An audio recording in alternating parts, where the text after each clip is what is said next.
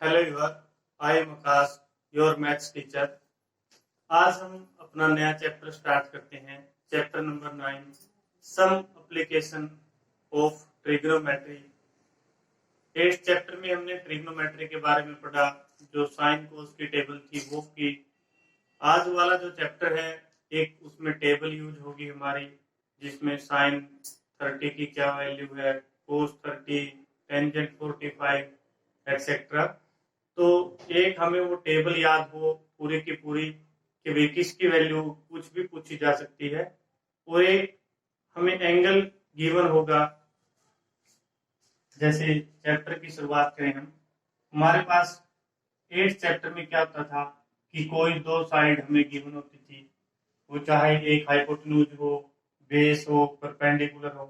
Pythagoras लगा के हम उसको सोल्व कर देते थे। लेट की हमारा 13 है, ये 5 है, हमें बेस निकालना है, तो यहाँ पे हम क्या करते थे, पाइथागोरस लगाते थे। लेकिन जो चैप्टर नंबर 9 है, चैप्टर नंबर 9, वहां पर ऐसा नहीं है। ट्रायंगल तो ऐसे ही बनेंगे कि राइट एंगल ट्रायंगल हो, लेकिन जो क्वेश्चन में चेंज है वो क्या है, यहाँ पर एक हमें साइड और एक साथ में एंगल गिवन होगा। यहाँ कोई 30 है, कोई 60, कोई 45। तो हमें इसकी हेल्प से कि भाई जब हमें एंगल गिवन हो, जब हमें एक साइड गिवन हो, तब हम कैसे उसकी बेस, हाइट, ये कैसे निकालते हैं, ये हम इस चैप्टर नंबर 9 में पढ़ेंगे। तो उससे पहले दो इंपॉर्टेंट बातें आती हैं। फर्स्ट आती है एंगल ऑफ एलिवेशन। एक आता है एंगल ऑफ एलिवेशन और एक एंगल ऑफ डिप्रेशन।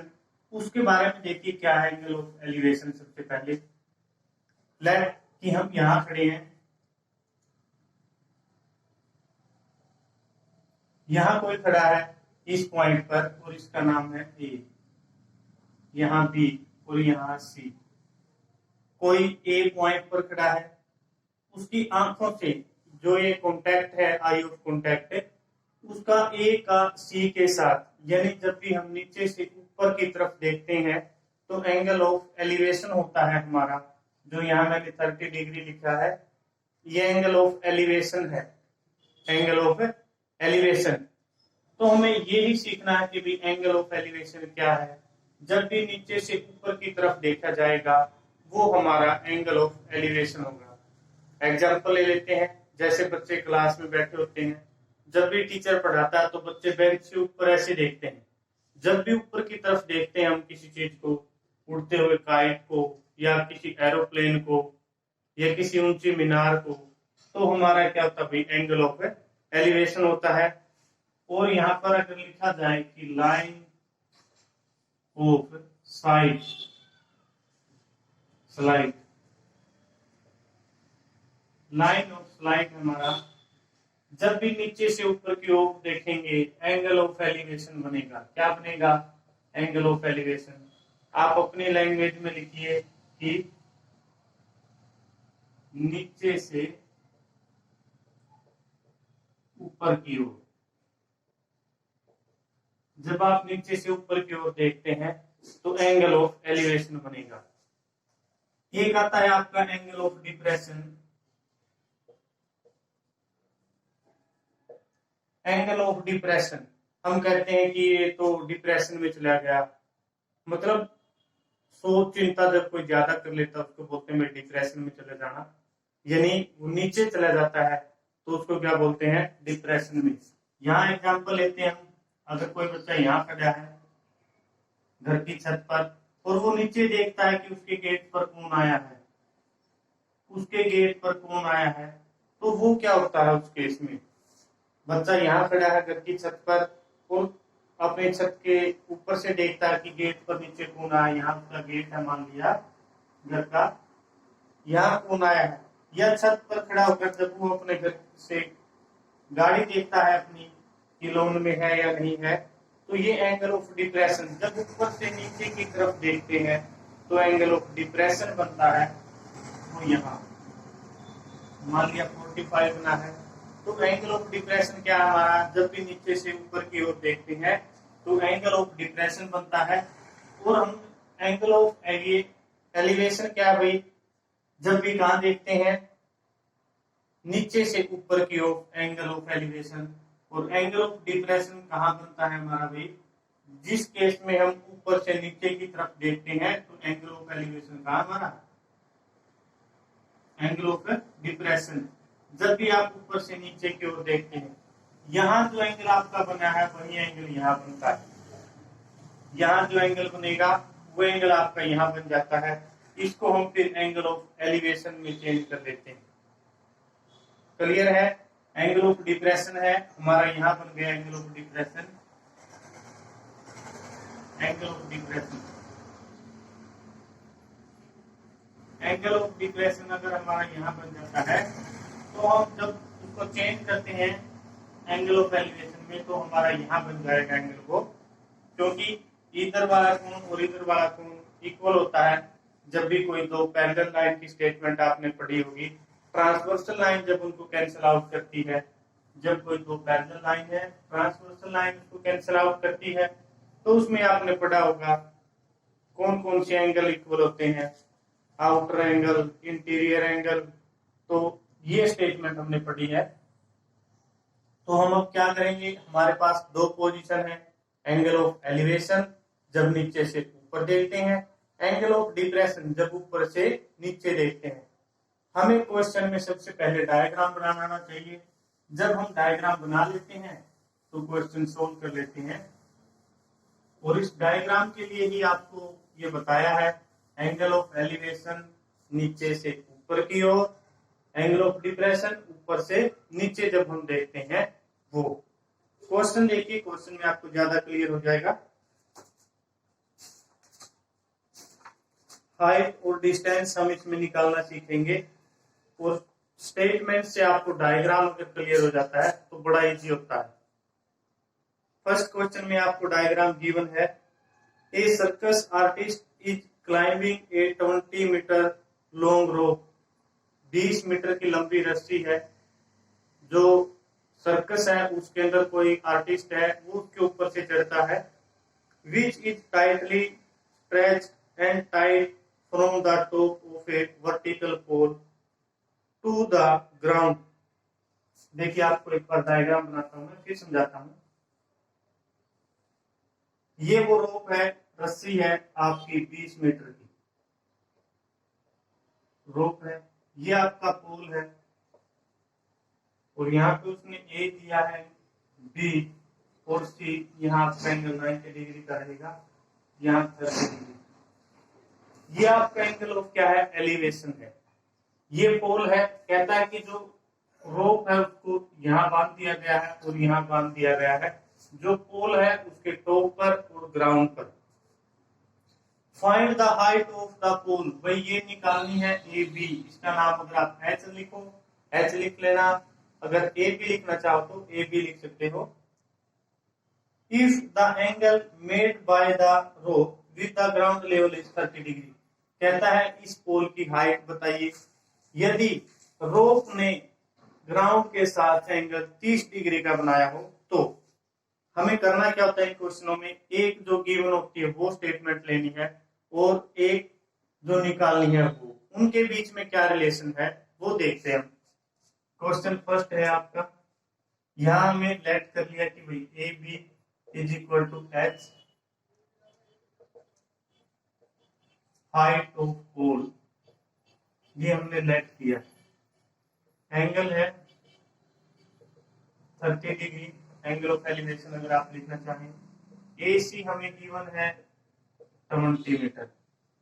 क्लियर है, जो निकालना है फाइंड आउट करना है वो एच है भाई, एच कितनी है, उसकी हाइट कितनी है। मैंने आपको बताया है रिलेशन उन्हीं दो के बीच लेंगे जो गिवन है और जो निकालना है। ये गिवन है और ये निकालना है। तो देखिए मैं क्या लिख लेता हूं यहां से,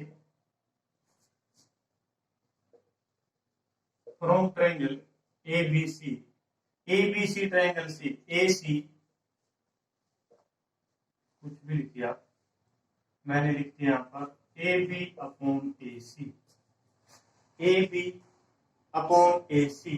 पहले क्वेश्चन में मैं थोड़ा सिंप्लीफाई कर देता हूँ। ए बी क्या है हमारा, परपेंडिकुलर, और यहाँ हाइट परपेंडिकुलर अपॉन हाइट क्या होता है हमारा साइन थीटा, और थीटा यहाँ पर है हमारा 30 डिग्री। ये आपने लिखना नहीं है, इसको मैं हटा देता हूं। तो आपने डायरेक्ट क्वेश्चन ऐसे लिखना A B upon A C perpendicular upon hypotenuse sine 30 के इक्वल। यहां से आपने ए बी की जगह पर एच लिख सकते हैं आप, ए बी क्योंकि आपने एच लिया हाइट को, तो यहाँ क्या लिख दीजिए एच।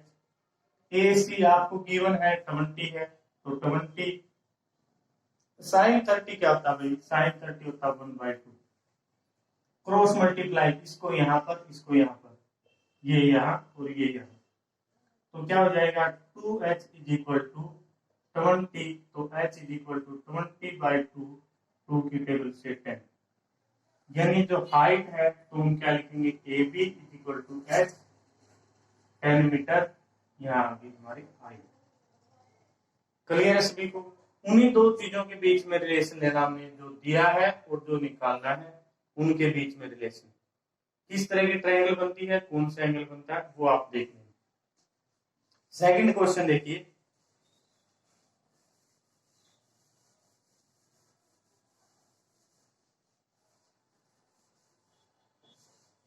ट्रायंगल कुछ इसी तरह की बनेगी हर एक क्वेश्चन में। आपको डायग्राम बनाना आना चाहिए, उसके बाद क्वेश्चन कुछ नहीं है।